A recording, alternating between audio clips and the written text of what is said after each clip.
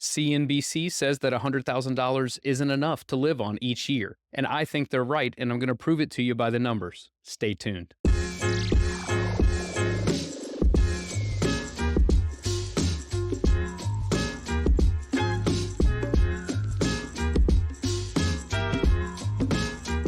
In this article from CNBC, they're saying that $100,000 a year isn't enough to live in any state within the U.S. And quite frankly, they're right. By the numbers, it is very difficult, especially if you're just starting out on your financial journey, to make ends meet and hit those financial milestones if you make less than $100,000.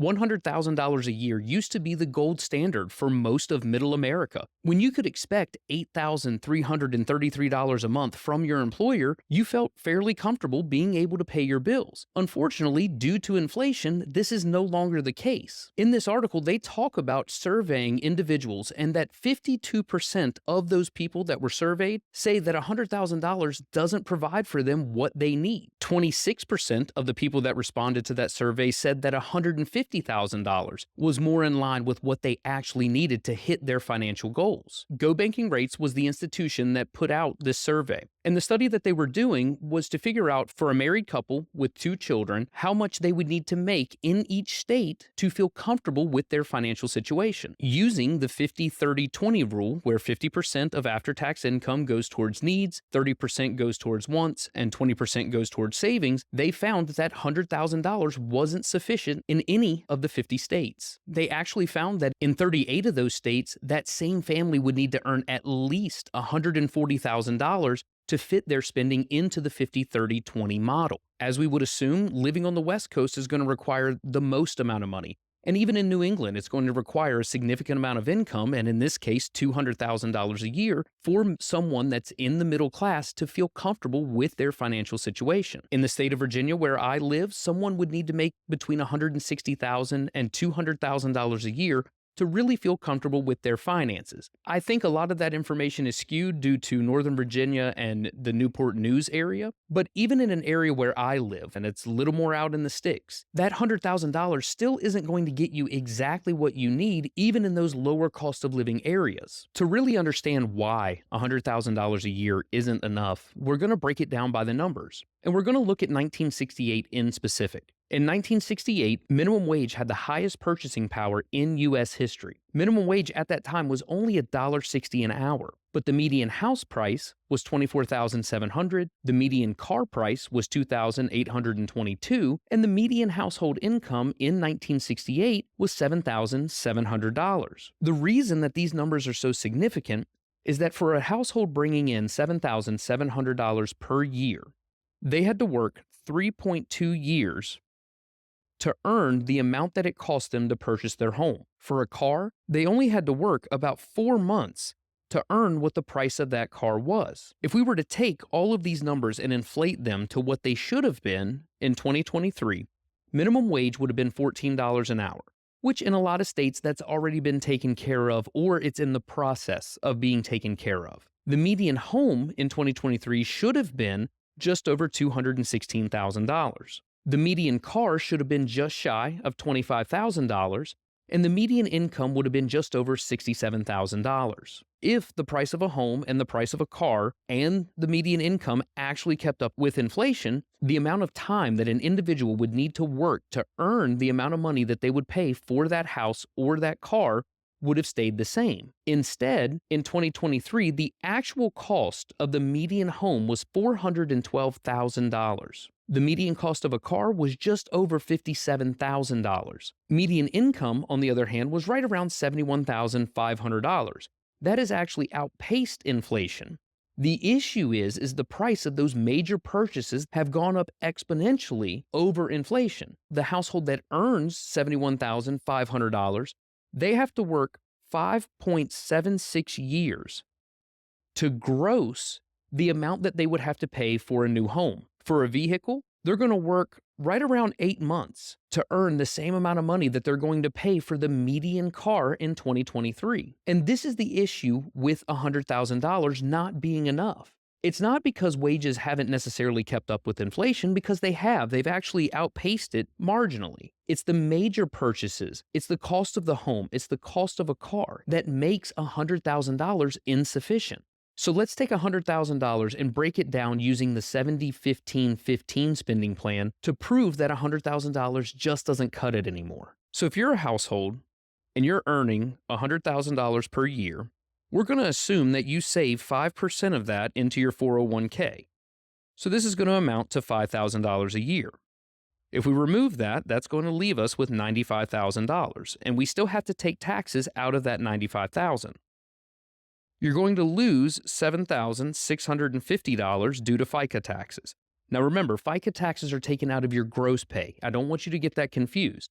The $100,000 that you earned, you're going to pay the 7.65% into Social Security and into Medicare. If you're making $100,000 in the state of Virginia, you're going to owe $11,814 to the federal government and the Virginia state government in income taxes. Subtracting that is going to leave us a net income of $75,536. And that is a decent amount of money. But if we break it down into the 70-15-15, things aren't as pretty as they seem. $75,536 divided by 12 is $6,294 per month.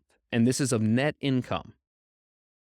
70% of this is $4,406.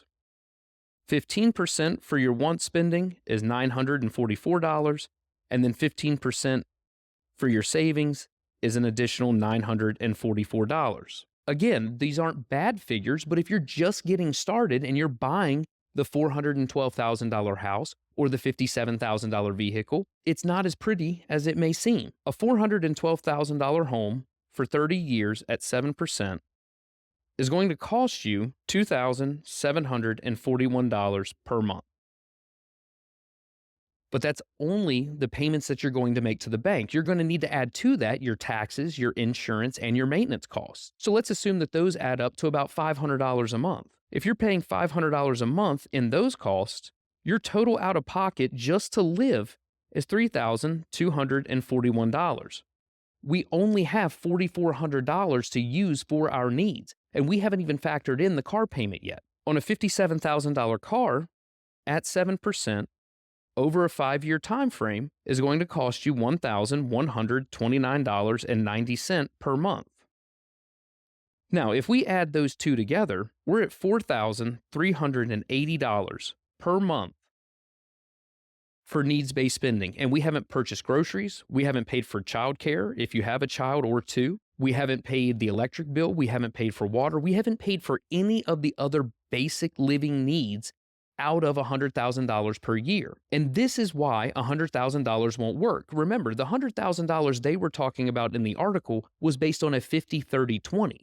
We've made that spending easier by increasing those to 70-15-15. By doing that, someone that's just getting started with their finances, there's no way that they can make this happen. The other $944 that's meant for savings is going to be spent on all of those other needs. The $944 for your want spending, that's definitely going to get spent on wants. But there is no money left over for anyone to save, let alone pay for their basic living needs. I personally think that the number is $150,000, and that's even in the area that I live in. $150,000 is what's going to give you that wiggle room that you need. So let's look at what $150,000 would be under the 70-15-15. The $150,000 household is going to save $7,500 per year, or 5%, into their 401k.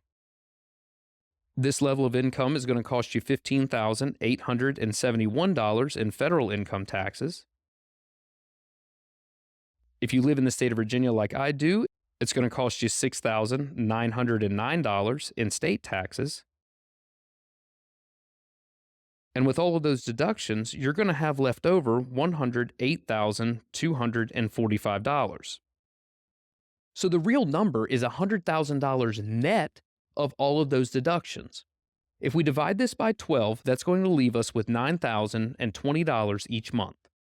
70% of that is $6,314, which is all meant for your needs-based spending. 15% is going to be $1,353, and that's for you to spend on things that you enjoy. And then the final 15%, or $1,353, is going to be meant for your savings. We already know that the house is going to cost us $3,250 per month. We know that the car is going to cost us $1,130 per month for a grand total of $4,380. Even if we have to fork out this much money each month just to cover the house and the car, that's still going to leave us with $1,934 left for needs-based spending. And this $1,900 is what's going to allow you to afford the groceries, the utilities, the daycare, and all the other things that you actually need to be able to live. Unfortunately, this article is correct. $100,000 is barely going to get you by, and that's without kids. Now, keep in mind, you don't have to purchase a $400,000 home or a $57,000 vehicle. There are more economical options. It may require you to live a little bit further away from work and other amenities. It may require you to drive a used vehicle. But these are the challenges that we face. I urge you to keep tabs on my channel. In the future, I'm going to put out videos on job searching, on job hopping, and what you should take into consideration when picking your career field. All of my personal finance-related content is meant for Middle America. There are many battles that we face, but they're not necessarily impossible. I want to thank you so much for tuning in. If the content that I'm putting out is providing you value, then hit that subscribe button. If there's someone that you know that would find value in my content, then share it with them. I'll talk to you soon.